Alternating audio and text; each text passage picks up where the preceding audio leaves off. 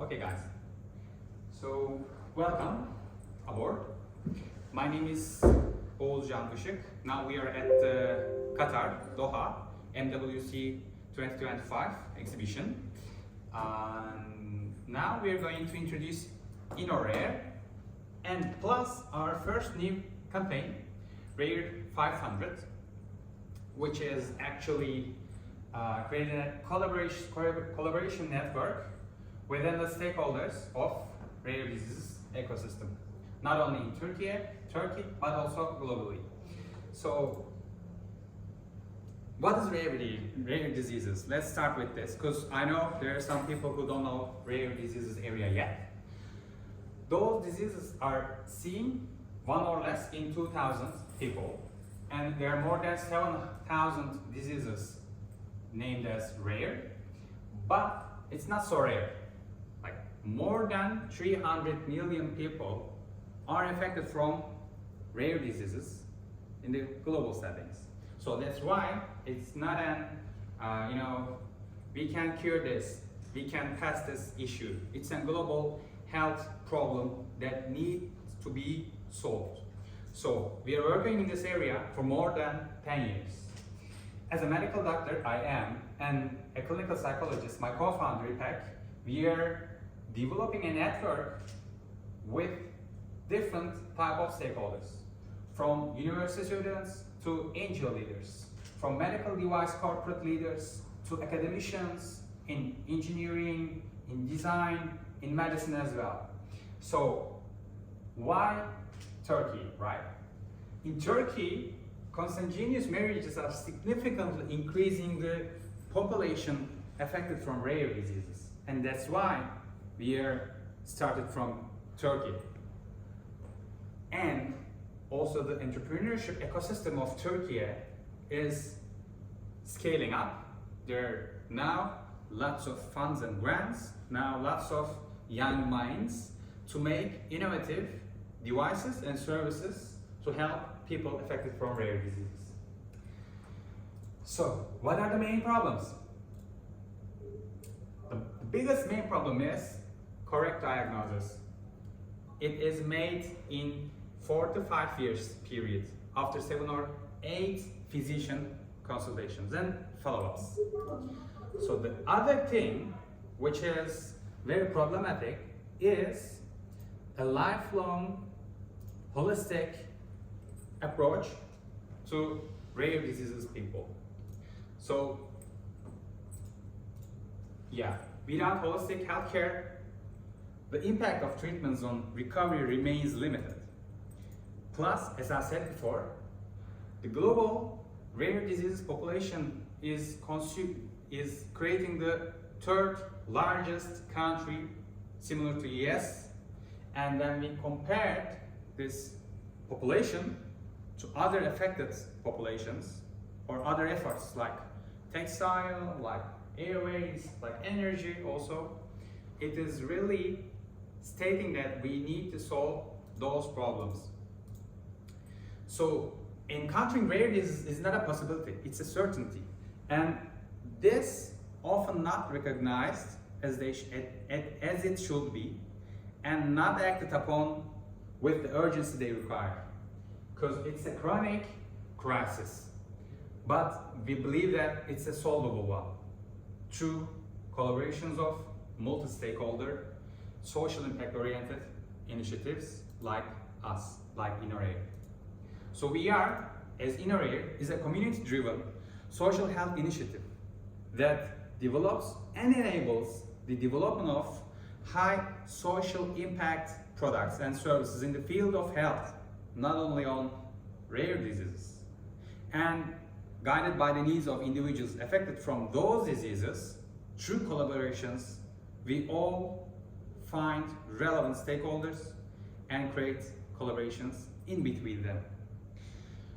Who are those partners? Who are those stakeholders? There are lots of type of stakeholders, from people affected from rare diseases and their relatives to, healthcare professionals and their institutions as well, hospitals, genetic test centers, and NGOs and their volunteers, governmental institutions, universities, academicians, researchers, student communities, as we were once started in this journey, and private institutions as well, and the entrepreneurship ecosystem where Innorare is located. And with the involvement of rare diseases, with the involvement of entrepreneurship ecosystem, we believe that innovative ideas will disrupt and make the way to the future of people affected from rare diseases. Our mission from this aspect, to build a transformative community that meets the needs of individuals living with those diseases and enables their full participation in life, together with all stakeholders and through innovative technologies. From this vision, we want to create a world where every person finds their personalized solutions. And at this intersection, our methodology is playing a key role. Yes, we are focusing on main problems, and yes, we are trying to create an impact which will affect all patients. But you can assume that it's a drug development, it's a treatment, or it's a diagnostic kit or app, let's say. No, it's not. Because one drug or one disease only constitutes a very small ratio of our operations.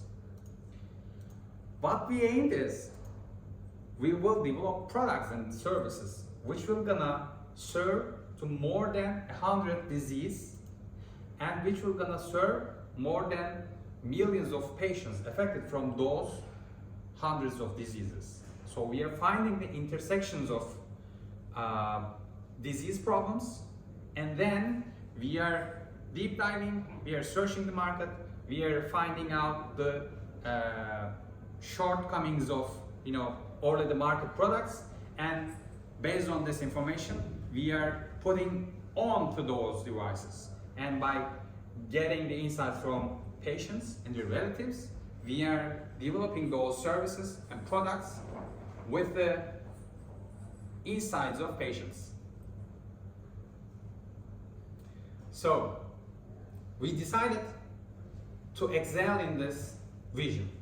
We decided to collaborate more. We decided to collaborate even with the unknown person affected from a rare disease in a rural place of Turkey, in a rural place of Africa, let's say, in a rural place of Asia. No matter what, no matter where, no matter who, we should and we must connect that person to the services where we're gonna serve, where we're gonna solve their problems. So Innorare now, today, at Doha MWC exhibition, is starting its Rare500 campaign. It's not only a campaign, but it's a collaborative platform. It's a start of combination of efforts. It's a start of innovation process where every partner, every stakeholder will take place, will give strength, will take courage and initiative, so that Rare500 will reach its solution, will reach its mission. So to be clarified, Rare500 will first aim to map the people affected from rare diseases in the Turkey, from Istanbul to Ankara, from Ankara to Izmir, and to other rural places of Turkey. We will collect very basic personal information of patients, or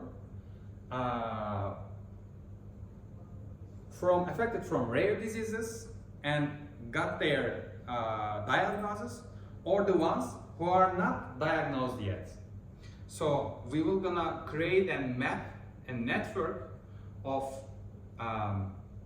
people affected from rare diseases and also undiagnosed patients, so that with the experience of already diagnosed patients, for example, 10 years ago, 20 years ago, as they had experience and education about how to cope with that specific rare disease, they will inform the just diagnosed people who are not knowing the patient journey exactly, or who didn't get their consultancy, who get already the consultancy but didn't get the specific,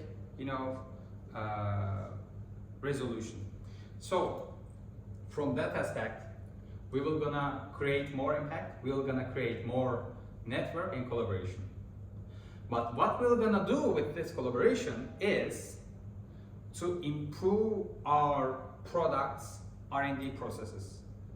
So I just want to introduce one of our projects so that it will give an example to everybody in this room and in the live session what we are doing, like project side, R&D side, and how our projects are coming to life. So the ones who are in the healthcare sector maybe knows the clean intermittent catheterization. It is single-use device which is known as urethral catheter, and it's a flexible pipette-like device, and it's a single-use, as I said. And every day, as we are using the toilet like 5 or 6 times, patients who are unable to empty their bladders through physiologic, neurologic movements, they must use that urethral catheters. How many? 5 or 6 times a day. And you can, multiply this with 365. Then you can multiply this with the life expectancy. So this makes a huge plastic waste. This makes a huge problem because rather than people affected from very specific urology related rare diseases, lots of people are having problems related with urological muscles and having that trouble of unable to emptying bladder. So who? The elderly people affected from MS, for example, or Alzheimer's, or the younger ones who are affected from traffic accidents and cannot be able to use their legs, for example. They cannot able to urinate as well. So they must use those urethral catheters 5 or 6 times a day, then multiplies with a year, then multiplies with life expectancy, and globally, in every year, we are consuming 2 billions of urethral catheters. So what we developed is a disinfection device, Qatar, a compact, automated, and dual-phase disinfection device enabling safe and sustainable reuse of those clean intermittent catheters.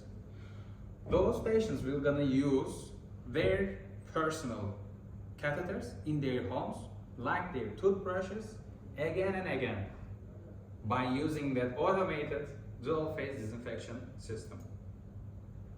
We developed our own alcohol-based surfactant-added disinfection solution. Plus, we combine this with a bactericidal UVC irradiation for physical sterilization. This requires no manual chemical handling and operates safely at home. And this delivers now disinfection in under 20 minutes. So, a urethral catheter is like this, as you can see in the picture. And when inserted to the bladder, it empties the bladder. And this procedure is taking around 5 to 10 minutes of time. Then they are throwing those catheters into the bin. But how gonna they use our device? They will put that catheter into the disinfection device, they will close the lid, and after 20 minutes, it will be gonna reusable and disinfect. We made our laboratory R&D processes in the laboratories of Acıbadem University, located in Istanbul, Turkey, and with the grant of TÜBİTAK, we reached a demo 2 years ago, and now we are developing our product in the preclinical setting. So with that grant, we finished the phase 1 and we'll proceed with phase 2 with the test and analysis, validations, preclinical research, and let's say clinical research afterwards, and investment. So with this, commercial model will be developed and we're gonna go to the market. So as I said, we are not only focusing on R&D, but we are also conducting activities, workshops, events. We attended to Social Impact Award 2023 and we got the winner stage as National Public Voting winner. And in 2023, we established we organized an ALS hackathon with the involvement of association as well, and also Technology Development Center of Acıbadem University as well. We conducted a Rare Summit in 2024, where 200 plus participants got, and where we collaborated with more than 23 organizations. We also doing events in the special days, like you see here in Albinism Day. And we made a workshop with the leading NGO of Turkey, National Rare Diseases Alliance, and we got 25 participants having more than 21 different rare diseases. We got their insights from 5 key areas, and we published a report last year. And with the usage of that report, medical companies like us, patient NGOs, academic centers, and all the other stakeholders are clarified their role, are clarified their collaboration access towards our process. So we are 2 founders, me and Mrs. Kargun. She is clinical psychologist, co-founder and CEO, and she's leading the operations and public relations. I'm a medical doctor and biomedical engineer of the team, and I'm working mostly in R&D and strategy side. So, as Innorare, we have 9+ years of experience with different types of stakeholders, as I state, and we organize more than 70 events. We have direct collaboration with academia, industry, and patients. We can see clearly the insights about patient journeys and needs. We can make the verification of pain points. We can assess the patient and relatives' psychological well-being. And with a 100-member community consisting leading stakeholders of the rare disease ecosystem, we are now here to collaborate, and I'm so proud that there are more than those stakeholders, and coming forward to collaborate, we'll be here to make the lives of rare diseases more easier, more personalized, more patient-centered and innovative. Because Innorare is coming from there. We are innovating for the rare. We are innovating for the future with all of the contributions that we can get. Thank you.